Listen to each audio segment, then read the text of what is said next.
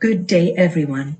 So, today we are going to discuss the rest of Chapter 2, the field of record management. Previously, we have learned several types of office records, definition of record, record manager, filing, retrieval, record control, and so much more. Then, we have to proceed with the concept of the record life cycle. This is very important concept and applicable to any of record management practices. Imagine, you as a record manager, you must see the whole picture in managing records and must have clear understanding the phases making up the life cycle of a record. As shows in this figure, the record life cycle is the lifespan of a record as expressed in the 5 phases of creation, distribution, use, maintenance, and final disposition.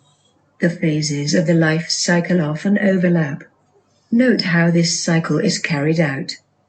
For example, in first phase, whenever a letter is produced, an email written, a form completed, or a pamphlet printed, a record is created. In second phase, this record is then distributed, sent to the person responsible for its use, either for internal within the organization or external use or outside the organization.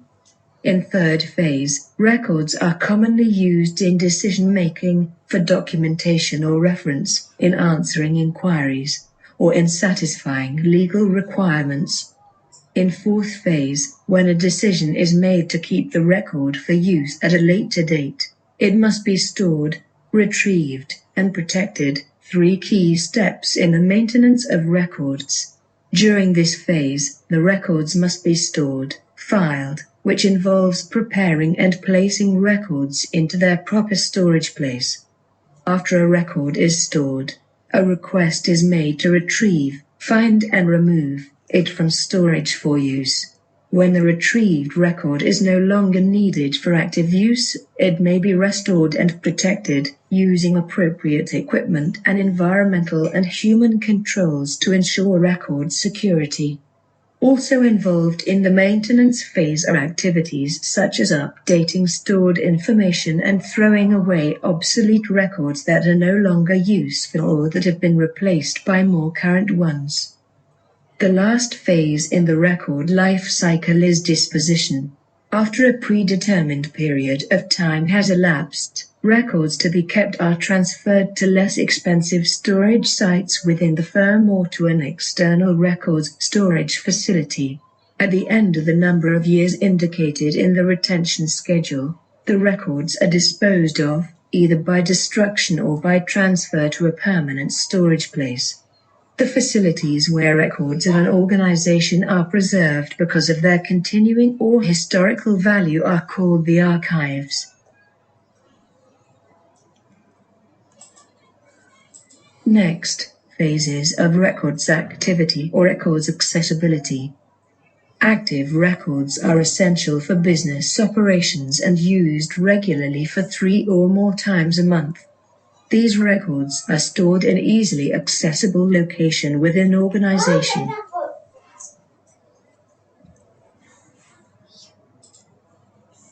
While inactive records are used less than 15 times a year and usually occupy the least accessible drawers and shelves such as upper and lower drawer.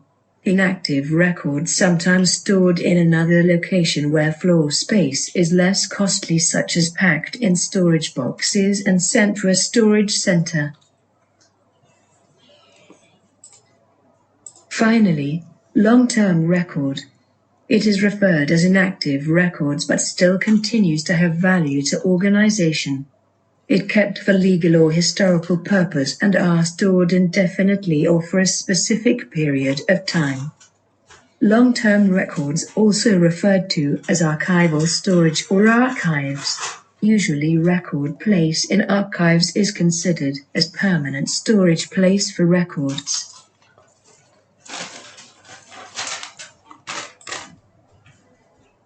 Why records need to be managed. Definitely, records need to be managed accordingly in any organizations for several reasons, such as to reduce the volume of records, improve storage and retrieval systems, to increase efficiency of record processing, to identify and protect vital records, to meet legal requirements, to improve productivity, to cut and improve cost of managing records within organizations.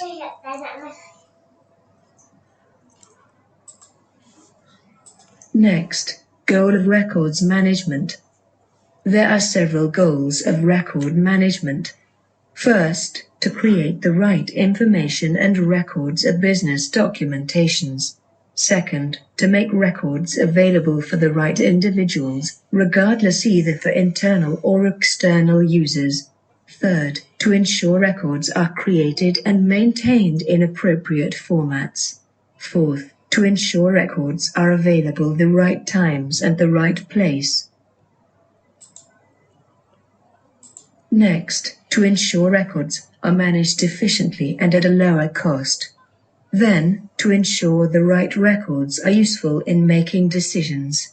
Finally, to ensure records with value are transferred to the archives and those without value are eliminated. There are basic elements of record management program including mail, classification, file, storage, retrieval, circulation and finally, disposition operations. Program for managing records. As mentioned earlier, a records program must be in place to manage all phases in the record life cycle.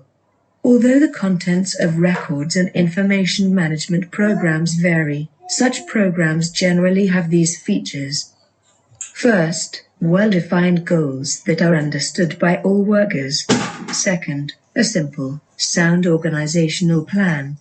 Third, efficient procedures for managing each of the 5 stages in the record life cycle. Finally, a well-trained staff. The programs for managing records discussed earlier achieve their goals through the operation of an organization's records system.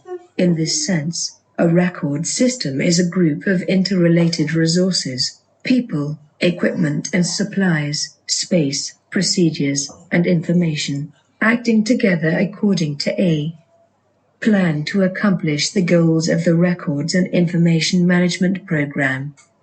Anything that interferes with the operation of one or more of these resources, either individually or in combination, creates a problem in the records. First, management.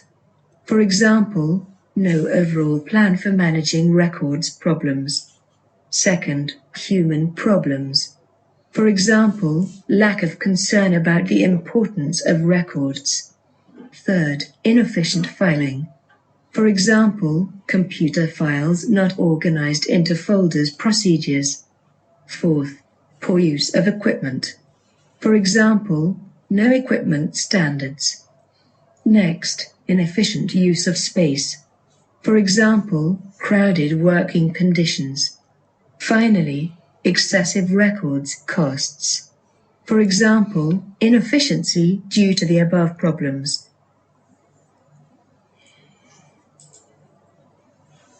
Next, careers in records management. Opportunities to work with records exist in every type and size of office. In a small office with one administrative assistant and an owner, manager, working with records occupies much of the time of both people. In this setting, opportunities for records work are unlimited. The classified ads section of daily newspapers lists many general positions in small offices.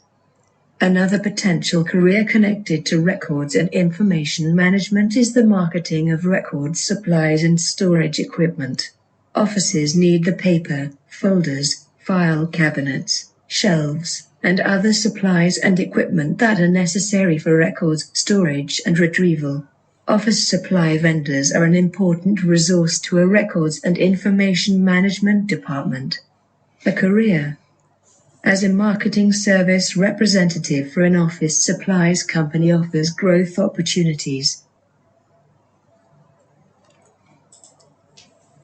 Larger firms with more specialized staff often employ records supervisors who direct the work of several records clerks. In major corporations or other large administrative headquarters, you can find levels of records workers as shown in stated figure. Managerial level, where the top position is the records manager who is responsible for directing the entire program.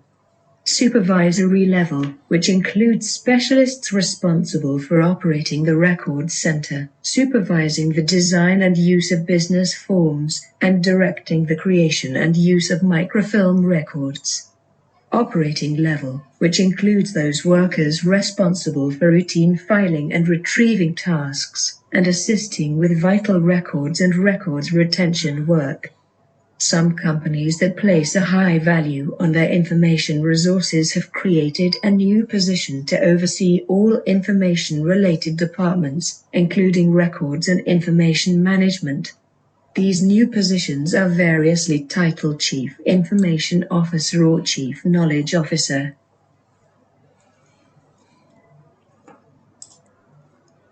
ARMA International is an important professional group interested in improving educational programs in schools and industry and providing on-the-job knowledge about records and information management. That's all for Chapter 2.